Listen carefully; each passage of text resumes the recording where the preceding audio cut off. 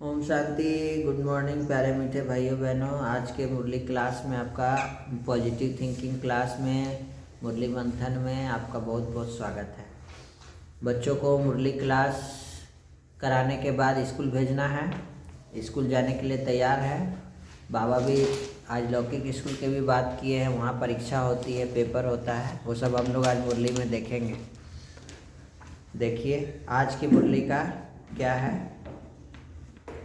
कल बाबा ने हम बच्चों को कल का मुरली का सम्मान क्या था, सदा अचल अडोल और साक्षी स्थिति। और कल का मुरली का शब्द क्या था,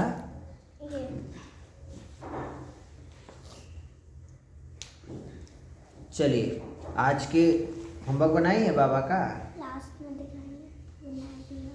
तो आज की मुरली का हम लोग कहानी से ही शुरू करते हैं, क्योंकि कहानी पहले कर लेते हैं, क्योंकि बहुत लोग जो है स्टार्टिंग में देखते हैं, पूरा मुरली पूरा वीडियो नहीं सुन पाते हैं।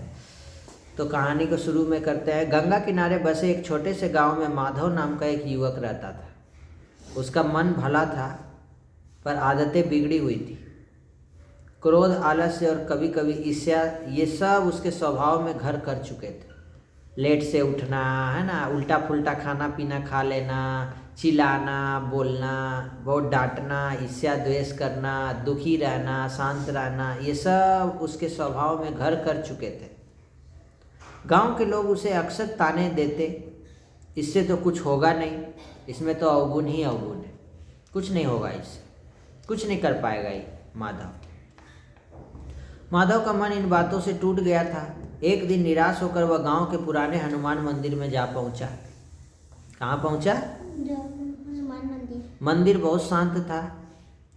दिया जल रहा था, उसकी लौ हल्के हल्के कांपे, दिया का जो लौ था, हवा चल रहा था। दीवार पर लिखी एक चौपाई उसके आंखों में ठहर गई। क्या लिखा हुआ था मंदिर के दीवार में कि यद्यपि नाथ बहु अवगुण मोरे, सेवक प्रभु ही परय जनी भोरे। माधव की आंखों से आंसू बह निकले। वह बुदबुदाया, हे प्रभु, मुझ में सचमुच बहुत अवगुण है, पर क्या दास होने के नाते आप मुझे ठुकरा देंगे? वह रोज मंदिर आने लगा। कोई बड़ा व्रत नहीं, कोई कठिन तप नहीं, बस सच्चे मन से एक ही बात कहता कि हे नाथ, मैं आपका हूँ, जैसा वह हूँ, जैसा भी हूँ मैं आपका हूँ। बस एक ही बात बोलता। क्या हुआ, कुछ दिनों बाद गांव में बाढ़ आ गई। लोग घबरा गए। मंदिर के पास रहने वाला माधव बिना सोचे समझे मंदिर में मदद में जुट गया।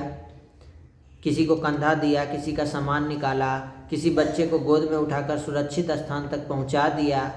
उस पल उसे न अपने अवगुण याद थे, न लोगों के ताने, बस भीतर से कोई शक्ति थी जो उसे चला रही थी और लोगों की मदद करता जा रहा था। रात को थका हारा माधव मंदिर की सीढ़ियों पर बैठ गया। उसी चौपाई की अगली पंक्तियां उसके मन में गूंज उठी। क्या थी अगली पंक्तियां? नाथ जीव तब माया मोहा, सो निस्तरहि तुम्हारे ही छोहा। इसका क्या मतलब है?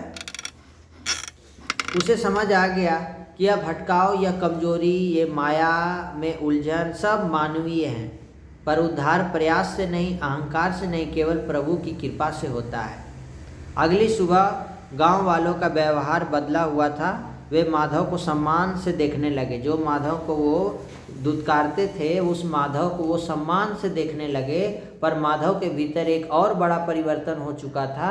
अब वह स्वयं से लड़ नहीं रहा था, बल्कि प्रभु की शरण में शांत था और मुस्कुराकर हनुमान जी की मूर्ति के सामने बोला कि हे नाथ, अवगुण सब मेरे हैं, पर भरोसा अब सिर्फ आप पर है।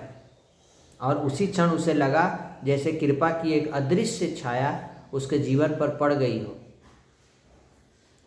तो भाइयों बहनों, ये कथा आपको क्या सिखाती है? क्या सिखाया है कथा में?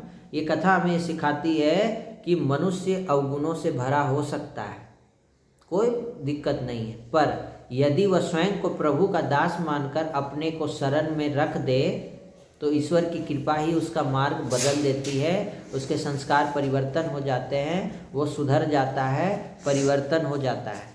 ऐसे कितने ही। एक ट्रेन में भी एक भाई मिला था जो कह रहा था कि अब मैं प्रभु की शरण में हूँ। उससे ना जाने अवगुणों के कारण कितने पाप हो गए थे, कितनी बार जेल जाना पड़ा था, लेकिन वो अब कंप्लीटली प्रभु के शरण में जा चुका था।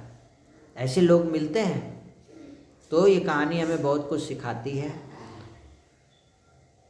आपने क्या सीखा इस कहानी से कमेंट करके बताएंगे। और आज 13 जनवरी 2026, 13 सब कुछ है 13। आज बहुत अच्छा तारीख है ना।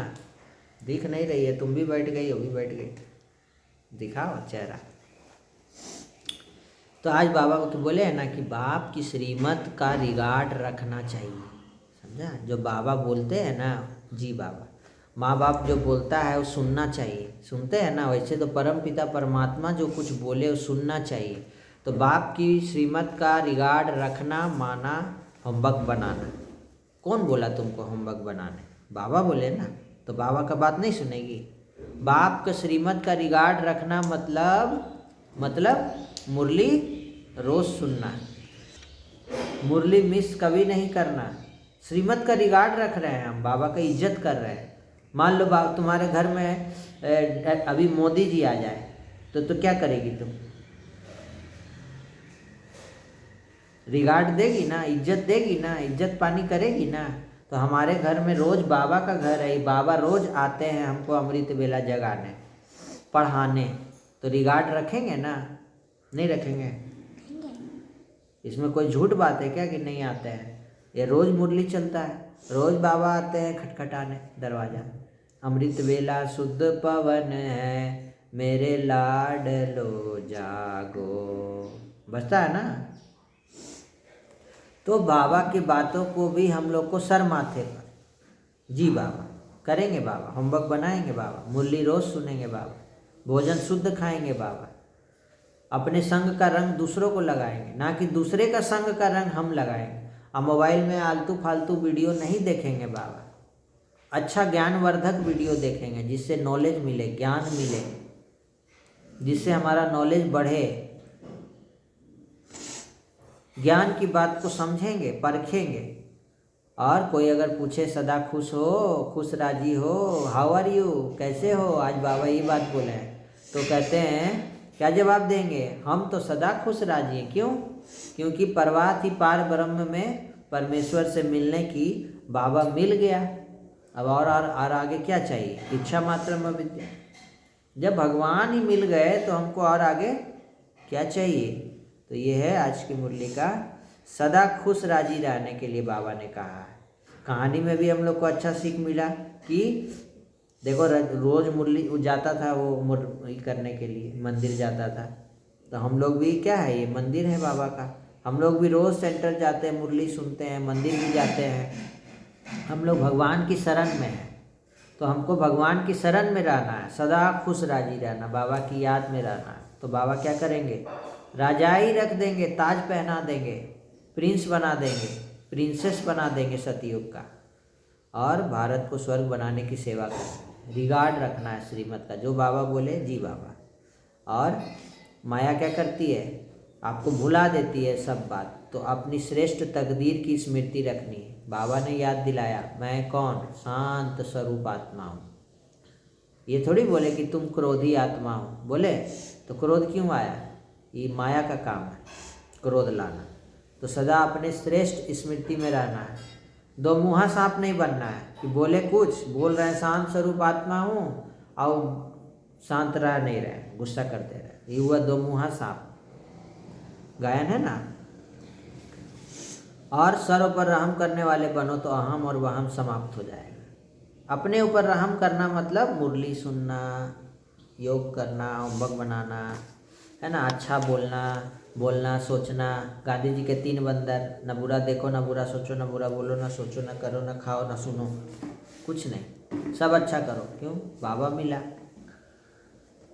और कमल पुष्प समाज, जब भी तुमको लगे कि नहीं कर पा रहे हैं, मुरली नहीं सुन पा रहे हैं, कुछ नहीं हो रहा है, तो कमल पुष्प को देख लो, फूल को देख लो। कमल फूल न्यारा प्यारा रहता है ना, वैसे हम बच्चों को भी हलचल की दुनिया है ना, इसमें क्या रहना है? न्यारा और प्यारा कलर। हाँ, अपने में बहुत सारा अवगुण हो सकता है, लेकिन अपने अवगुणों को मत देखो। अपने अवगुणों को हटाने के बारे में चेंज करके सोचो। अपने ओरिजिनल स्वरूप को याद करो कि मैं शांत स्वरूप आत्मा हूँ। समझा? होमवर्क बनाई है? अभी बना लिए तुरंत, वीडियो बनते बनते। कल भूल गई होगी। कल क्या कर रही थी? मैं आत्मा हूँ। कल नाच रही थी। होमवर्क रात को बना के सोने के लिए जाना है, रात्रि क्लास। होमवर्क बनाओ, बाबा को याद करो, गुड नाइट बोलो। आज बाबा बोले चार्ट लिखो, पोता मेल। केवल 2% लोग चार्ट लिख रहे हैं, बताओ। तुम लोग चार्ट लिखती है पोता मेल? नहीं। तब ठीक है ना, बोले बाबा कि बहुत कम लोग चार्ट लिखता है। समझा? अच्छा, ओम शांति। फिर से मिलते हैं कल के वीडियो में। अब स्कूल जाने का समय हो गया है। स्कूल में क्या होता है? एडमिशन होता है, नया एडमिशन चल रहा है, पेपर होगा, पेपर चेक किया जाएगा। लेकिन इस स्कूल में क्या होता है? इस स्कूल में कौन पढ़ाता है? बाबा। इस स्कूल में पेपर होता है तो बाबा कहते हैं अपना पेपर खुद ही दो और खुद ही चेक करो, जो चाहिए वो ले लो बाबा से। खुला छूट है। सतयुग में महाराजा बनना है कि दास दासी, वो तुम्हारे ऊपर है। अभी 1 सेकंड में पेपर आ जाएगा। ओम शांति। पेपर हर सेकंड माया जो है तैयार है, तुमको अटेंशन देना है पेपर देने के लिए, क्योंकि पढ़ाई किए हैं तो पेपर भी आएगा, टेस्ट भी होगा। बाय। ओम शांति। सबका भला हो, सब शांत रहें, सुखी रहें, निरोगी रहें, नशा मुक्त रहें। बाय।